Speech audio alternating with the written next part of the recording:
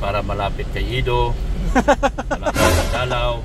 Yun yung pinakaunang dahilan. Oo, malapit hatid sundo.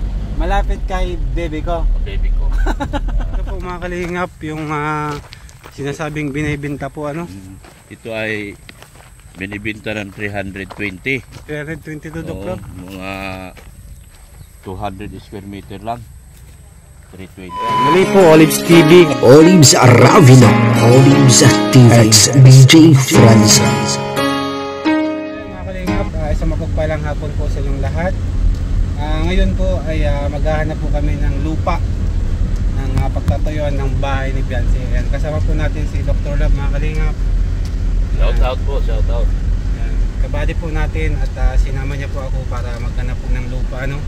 Kasi yung lupa na natingnan niya dati ay wala pang assurance, gawa ng masyadong maliit pa. Maliit.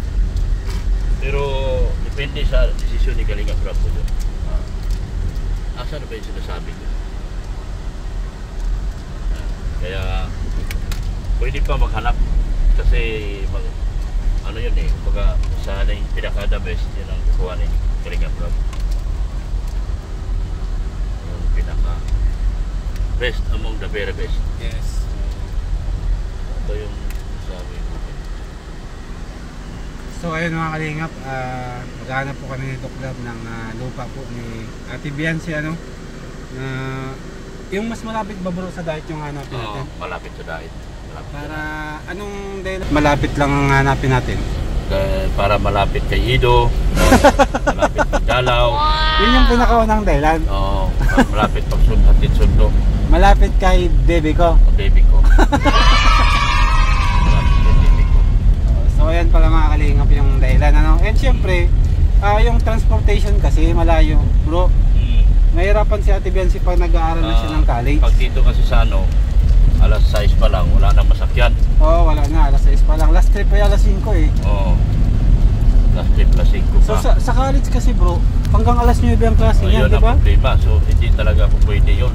Oo.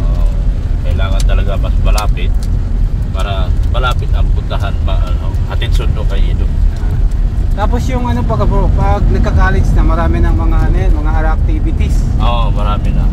So kailangan talaga malapit ka lang, ano. Oo, talagang dapat doon. So ayun mga kalingap, maghahanap po kami nito club ng lupa, no, na mas malapit-lapit po. Ayan.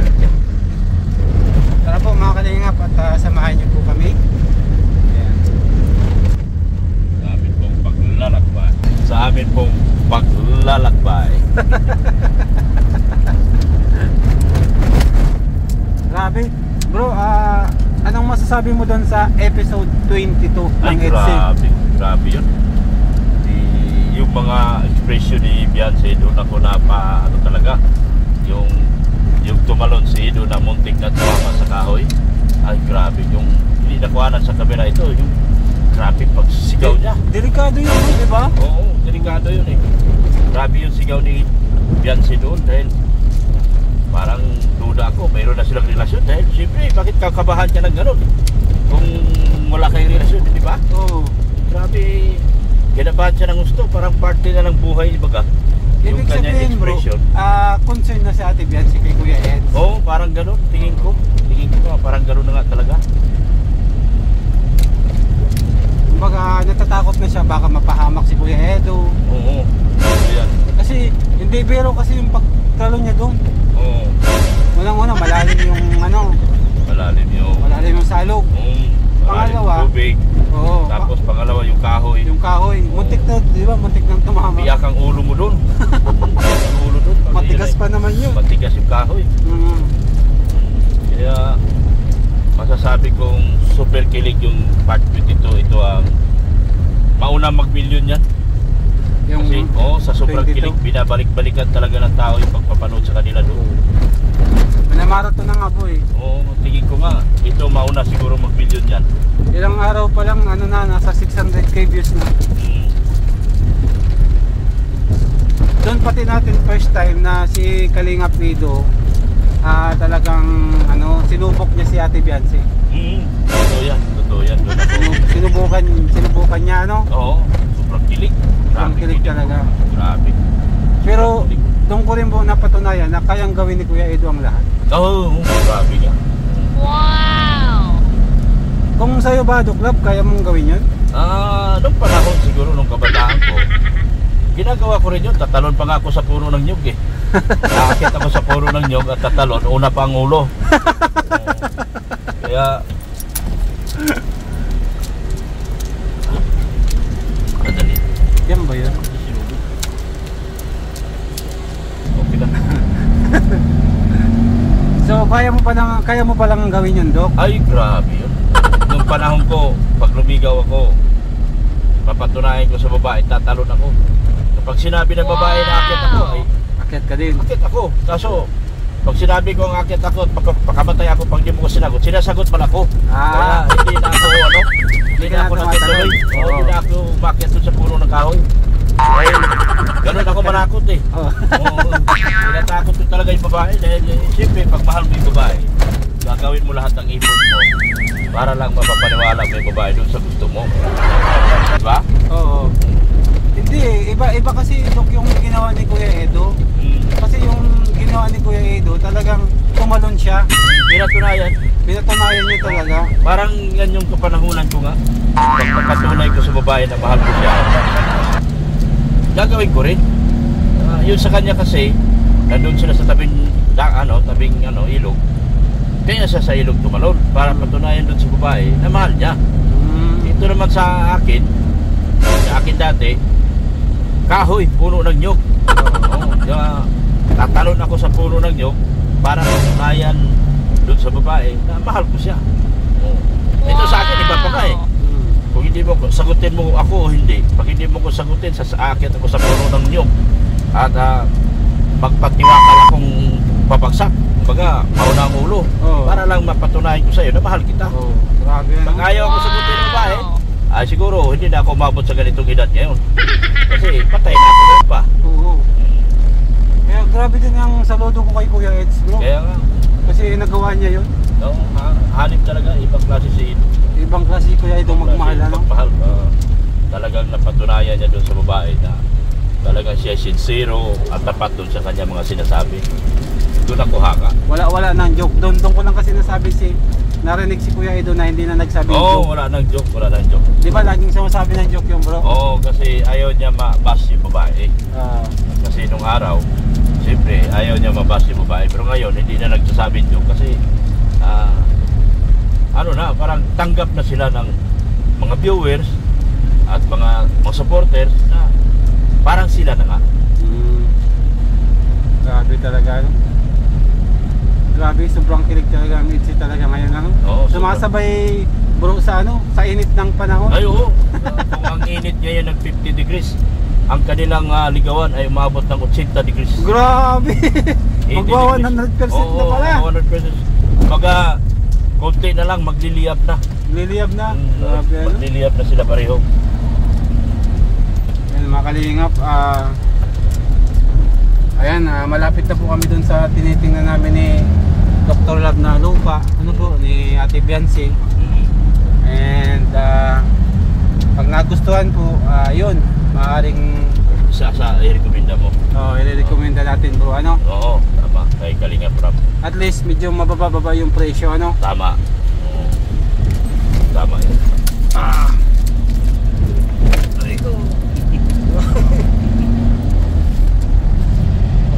Rugado din bro sa sakyan tigdi, ano?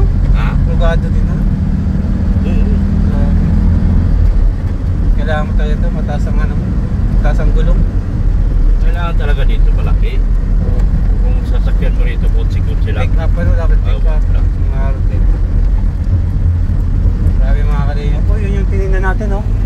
Yung doon, ano? Medyo malayo kasi yan. Malayo kasi, ano? Malayo yan. Ito, mga lupa na ito, malayo ito. Ito yung mga binibinta. Ito mga binibinta. Medyo mas mahal pa doon sa pinuntahan namin. Yung presyo. Presyo. Grabe. Pero ang layo na nito, bro. Ang layo. Ito ay kapag inabot ka ng gabi dito, wala na. Delikado na yung mga anak mo. Lalo at babae ka, maganda ka, delikado ka dito. Hindi natin alam yung mga ugali ng tao. Lalo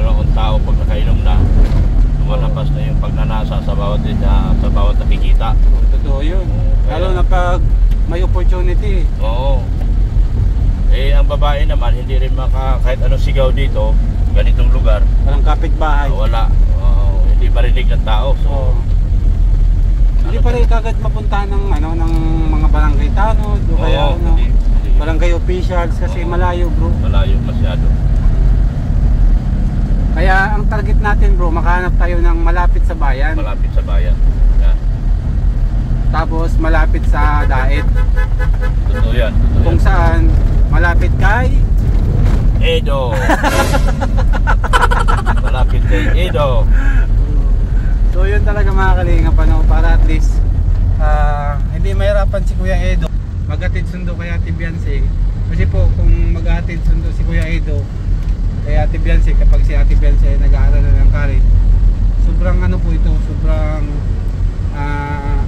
ang laki ng oras na nawawala para sa pagsundo lang o paghatid lang. Correct, correct. Na yung oras na yun, kung pagod si Ate Biancy sa pag-aaral, pwede niya nang ipahinga. Totoo yan. Yung mga 1 oras, 2 oras mo dito, malaki Kain, na kung oo. meron kang project na gagawin. Ang dami mo na magawa project. Oo. Kasi pa nagkakalis na, bro. Tapos kunyari kay Ido, masyadong malayo din para kay Ido. Oo. Kasi kung mag-i-edit siya at mag-upload, mauubos ang 3 oras niya rito bago siya makapag-upload. Oo. So, Balikan. darating siya mga alas 12 na ng gabi doon sa daet. Pagod Wala na na. yun. Magla-live pa siya ng alas 10. Di wala na talaga. Oo. Kagabi nga, bro, nag-live siya. Anong oras na yun? Alauna na. Alauna. Oo. Kaya ang gusto dito, sa malapit na talaga. Malapit na. So, ayan mga kalingap, dumaan na po tayo sa bahay ni Ate Biancy. Yan, dito. Ito po yung bahay ni Ate Biancy. Loob. Sa looban, ayan. Punta po sa looban. And maghanap po kami ng mas malapit-lapit po na pagtatayo niya ng bahay. Layo ito lugar mo. Hindi siya advisable talaga. Lalo na yung mga kapatid niya rin, bro, pa nag-aaral din. Oo. Lalo na. Tsaka pati, wala silang service, bro. Wala silang service. Wala. Kung maghihintay lang sila ng commute. Oh, wala. Anong oras na makakarating si Ate Biancy sa school? Wala na. Late na lagi, Aalis ng alas 4. Madaling araw. Makakauwi na alas 12 ng gabi. Wala nang oras. Ano pang oras itutulog?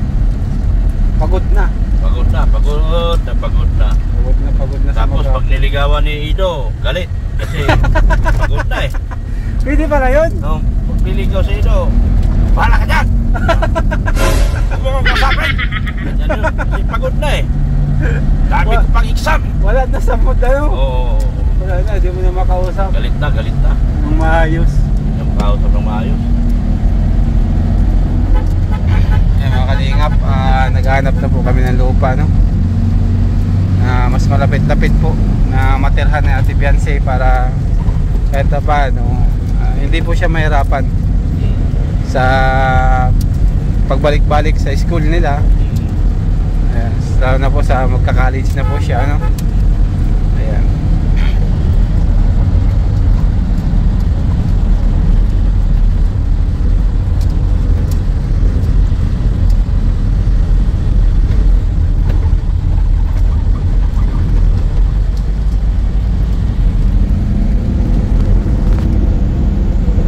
Kalingap, ganyan po kalayo mga kalingap, Lalo na ito, mga ganito. Binibinta rin ito mga lupa na to eh. Oo. Wala to. Yung mga lupa na to, bakante na to. Binibinta to. Binibinta. Kaso wala to. Malayo din naman eh, Tignan mo, wala masyadong tao. Delikado. Delikado pa. Puntahan ka lang ng lasing o kaya Wala na. wala na. Hindi ka na makahanap ng saklolo. Tignan mo, walang kapitbahay. Wala pong kapitbahay. Yung mga bahay na ito, ang mga lupa na ito, binibinta yan. Wala, hindi siya advisable talaga. Kahit along the road siya, pero dahil sa sobrang layo niya, Oo, sobrang layo, wala, hindi siya advisable talaga. hindi siya mabili. Iba pa rin talaga yung mas malapit, tapos accessible Yan, sa lahat ng lugar, kaya lalo na sa bayan ng Daet. tama. And pinakauna doon, kay Kuya Edo. Totoo yan. Ang importante kasi dito yung gusto ni Ido. Parang si Ido ang nag-design para sa lupa eh. Kasi gusto niya yung ano eh, maganda. Maganda, malapit. Yung hindi talaga mahirapan si Ate Biancy. Oo, hindi siya mahirapan. Concern lang naman bro si Kuya Edo na Oo, concern lang. hindi mahirapan si Ate Biancy, pati yung mga kapatid niya. Correct ka dyan, correct. Kasi wala silang sasakyan. Wala. Naghihintay lang silang ng commute. So, ang transportation dito, 2 beses lang bro nadaan yung jeep. Oo, yun ang masaklap dito. 2 lang. So, pag hindi mo naabutan na masakyan yung pangalawa, 1, 2, Wala na. wala na. Wala ka nang masakyan. Iyak ka na, iyak. Iyak na. Hindi ka na makakapasok sa school. Wala na. Absent ka na. Absent ka na. So, ang laki nang nawala sa'yo sa isang araw na. Maliban na lang kung si Kuya Edo ay to the rescue. Ito na rescue, tama. Ay hindi naman laging available si Kuya Edo at nagbablog pa ka. Tama. Ay kung may lakad, kasama natin si Bro Rob. Kang magbibidyan. Oo, may bilyaran. So ayan mga kalingap, pupunta po kami doon sa lupa na titingnan po namin ni Dr. Love. Oo nga. Ayan, naglalakad po kayo papunta doon mga kalingap. And titingnan po namin kung medyo okay na Yung lupa. lupa. Oo. Ayan. Wala masyadong ano dito. So ito po mga kalingap, yung sinasabing binibenta po Ito ay binibinta ng 320. 322 Dr. Mga 200 square meter lang. 320. 320, 200 square meters. Tinawaran ko ng tinawaran ko ng 300. Payag naman. Payag naman. Ang problema, masyadong malayo to. Malayo pa rin Oo. Malaki sana ang lote Ayun, malawak Malaki po yan. Lawak sana ang lote. 300 square meter po. 300 square meter. 300,000 naman. 300,000. So, mapatak 1,000 isang square meter. Oo. So 1,000 na rin malaki na sana, kayang-kaya na sana ng mga sponsor natin. Ang problema, nasa bundok kasi masyado. Yung location niya medyo malayo pa sa Malayo sentro. masyado. Kaya lalo na't wala mga kapitbahay. Sino bibili dito? Wala ding Wala din mga Importante kasi kapitbahay. ang hinahanap natin yung may tindahan, pwede sila magtindahan. Ito, masyado ng sobrang laki naman, pero sobrang lungkot naman. Walang bibili. Wala. Pa nagtindahan si Ate Biancy, walang bibili Walang dito. bibili. Kung ano yung puhunan nilagay mo, Yun din. isang taon na, yan pa rin ang puhunan mo. Hindi pa rin, Hindi. na-expire na lang lahat. Pagkain. Ikaw yung makakaubos ng yung tinda mo. Ang nangyari baka sa tuwing dalaw ko, bibigyan na lang ako ng isang piraso para mauwi ko. Walang binta. Sa tuwing dalaw ni Ido, mag-uwi si Ido. Kasi ang magyari, kung nagpuhunan ka ng 300,000, sa loob ng isang taon, 300,000 na naka-stack pa rin. Paano yung mga na-expose, na-expire, ayun, ang loss mo na talaga. Wala. Wala na. Kasi, Talo ka dun. tapos, rough road pa bro. Rough road pa. So ayan mga kalingap, ito yung una namin tingnan ni Doc Love na binibinta po. Kaso, sa tingin namin ay hindi advisable. Maganda na sana kasi 300 square meter, 300,000, pwede na sana natin habol-habulin kahit papaano. Total, matagal-tagal pa naman. Ang problema, baka wala nga tao, yun yung problema ko. Yung sa business niya na iniisip. Kasi ang gusto nga natin, yung malapit sa school, Sa mga malapit tao. sa bayan. Sa bayan. Ito sana, makakuha sana ako kahit 250 dito. Maliitan ng konti yung mga 250,000. 250. Pwede kong tawaran to, yung 300 square meter, kaya pa rin tawaran ng 250,000. Maka-discount Okay na. pa tayo na.